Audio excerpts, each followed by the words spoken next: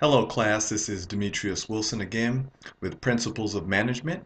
This is Chapter 7, moving right along as we always do, week in and week out. Chapter 7 is on organizational structure and change. If you're part of an organization, you know that change is one thing that will always occur. Our learning objectives, as always, define organizational structure and its basic elements, describe a matrix, boundary list, and learning organizations, three different types of organizations. I'll explain those in further detail. Describe why and how organizations change. Understand reasons why people resist change. Have some good supplemental videos on that. And strategies for planning and executing change effectively. You want to build your own organizational design skills as well. As always, we go back to our organizing, the planning, organizing, leading, and controlling framework, right? That's always going to be there at the beginning of every chapter. Really just helps you out to learn and understand what management is all about. So the building blocks of structure are centralization, formalization, hierarchical levels, and departmentalization. So if you have companies that are very centralized, that means maybe one location makes all the decisions, but if they're decentralized, maybe you have four different locations or four different areas that make the decisions, for instance, the East, West, Midwest, and South, or something of that nature. Departmentalization, that means putting things in different departments like marketing, accounting, uh, human resources, things of that nature. So for centralization, the degree to which decision-making authority is concentrated at higher levels in an organization. Decentralized companies give more authority to lower-level employees, resulting in a sense of empowerment. So I wouldn't have a huge sense of empowerment if I had to run to my direct manager every time I needed to make a decision. When these companies say, "Hey, Demetrius, you're going to handle the West," and I have a sense of empowerment, that helps people to make strong, effort-driven decisions that will help the company, as opposed to saying I have to run this up the chain in a very bureaucratic organization, go through all the red tape and bureaucracy in order to get an answer. Centralization changed their decision-making approach to a more decentralized style that helped the caterpillar to compete at a global level. So this has been shown in business that if you decentralize, a lot of times it'll help you to kind of get out there and expand your brand. This is the U.S. government's organizational chart. So if you just, this is just so you can see, and also the PowerPoints will be loaded into TalentNet, so you can go back and review those as well. I'm not going to go over that. If you're a political science major, you should already know this by heart, but you can always go here and review it as well. Just an example to show you how the government is set up. Now, formalization, the extent to which an organization's policies, procedures, job description, and rules are written and explicitly articulated. Are these things written or are they just hearsay? A lot of times you go to companies and say, oh, our break is 15 minutes long, but it's actually written that it's 10 minutes long. So you have to know and understand what's truly written and make sure that you abide by those rules even if everybody else is not. It's a combination of written rules and explicit regulations. Now, the hierarchical levels, you have a tall organization and a flat organization. So a tall organization looks like that. It's like a pyramid.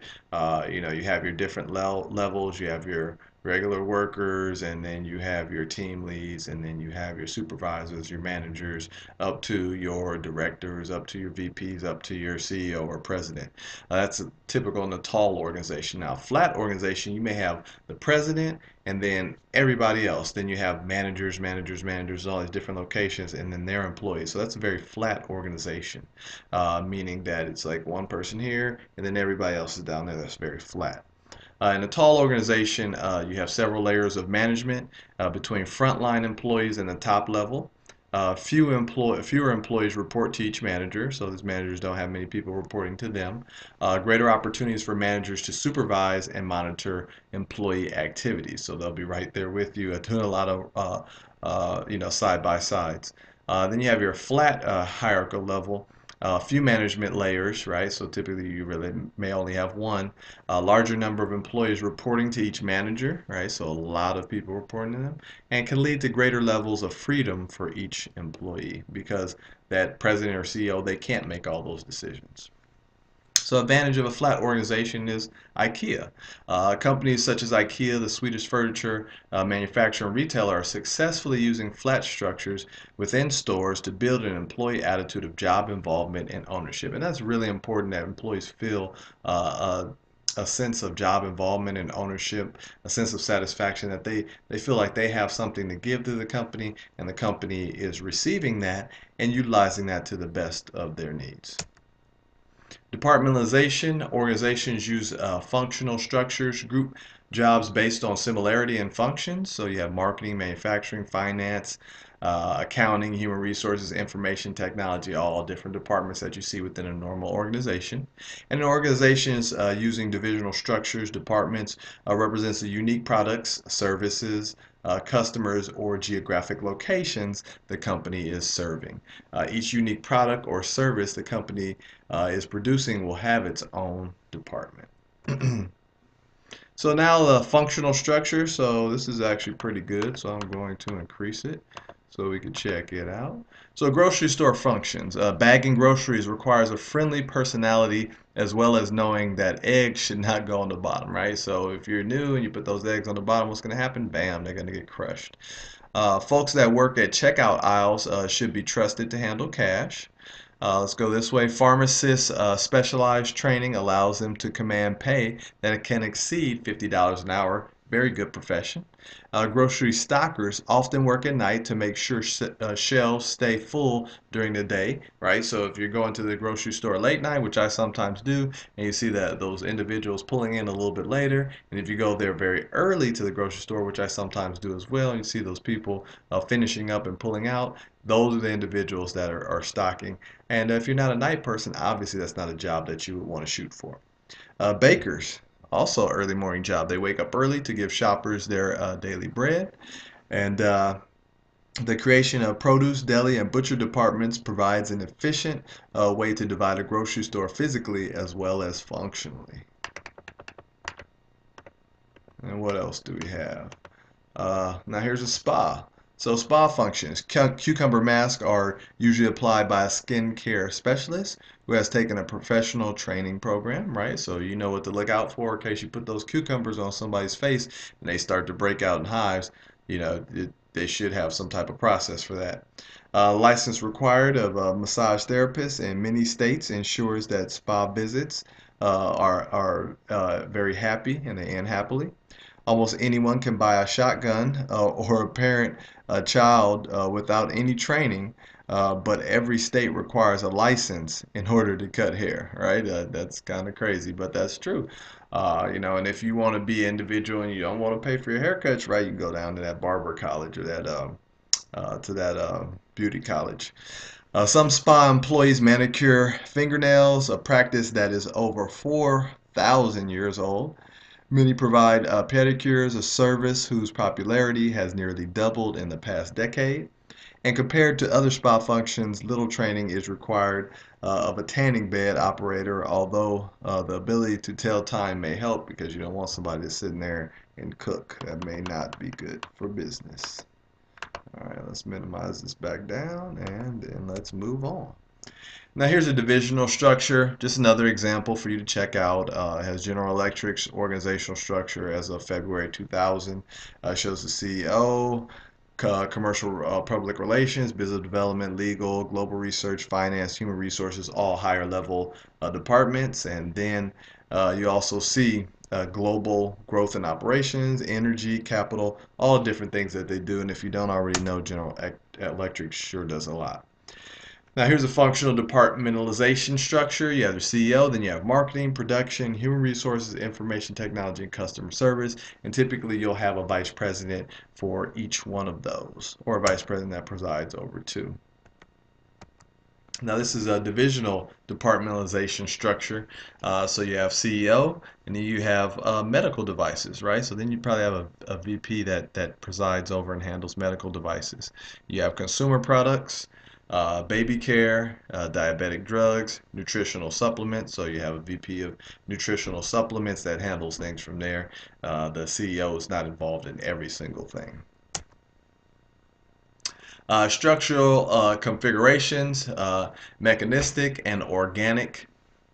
So mechanistic, it resembles a bureaucracy, highly formalized and centralized, rigid and resist change. We'll talk about that a little bit later. Unsuitable for innovativeness and limit industrial autonomy and self-determination.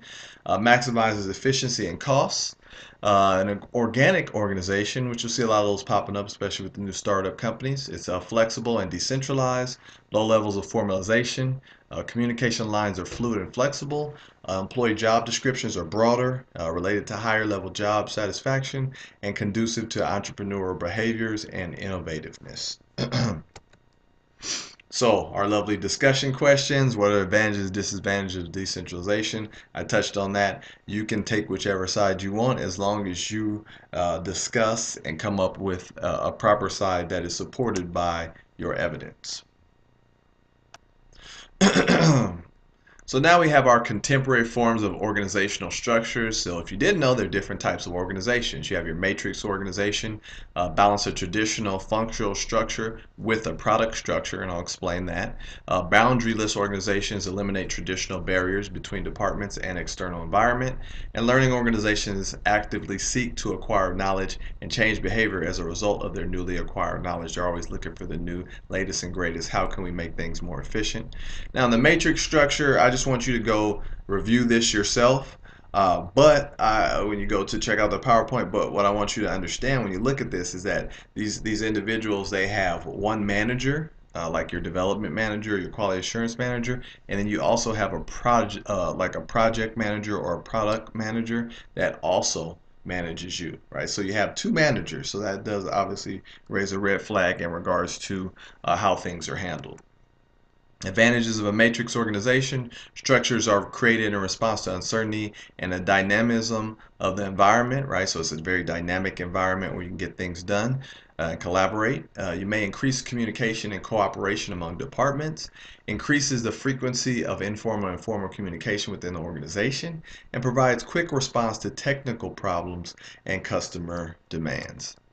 These are the disadvantages. Two managers per individual can result in a power struggle, and I definitely understand how that goes. Like, I told them to do this, I told them to do that. How do I prioritize?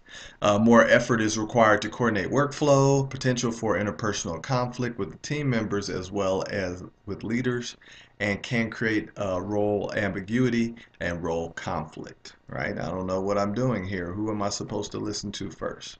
In a boundaryless organization, a modular organization where all non-essential functions are outsourced, right? These aren't essential. We're going to outsource them. We're going to send them down. And when I say outsource, I don't mean that it has to be offshore. It could be outsourced to the city of Bell. It could be outsourced to to China. It just depends. Toyota manages relationships with hundreds of suppliers, for example. Strategic alliances: two or more companies combine their efforts to create a partnership that is beneficial for for both parties. And for example, Starbucks has achieved distribution success of Frappuccino by partnering with Pepsi, right? So it sometimes costs a little bit more money and a little bit more pain to do so and go in there by yourself. So the learning organization, you have experimenting, learning new things, and reflecting on new knowledge, right? See how to put that in play and work it towards the best of the company. Some more lovely discussion questions. For instance, have you ever reported to more than one manager? So I'll let you guys answer these questions, ask them yourself, and see, what type of feelings are emitted when you come up with this. And I've reported to more than one manager. It happens, but it's something that you may have to deal with throughout your professional career. And in a learning organization, you have your company structure, strategy, policies, procedures, technology, and culture. And they go in a circle, or what looks like a circle with boxes around it. And they work together as a learning organization. The impact of technology. So check this out. Moore's law dictates that the overall complexity of computers will double every 18 months with no increase in cost, right? So if the complexity continues to increase, then that means that your IT people have to really be on it, and they have to continue to swap out these computers and get new, the best and the brightest computers and laptops out there. Such change is motivating corporations to change their technology rapidly. So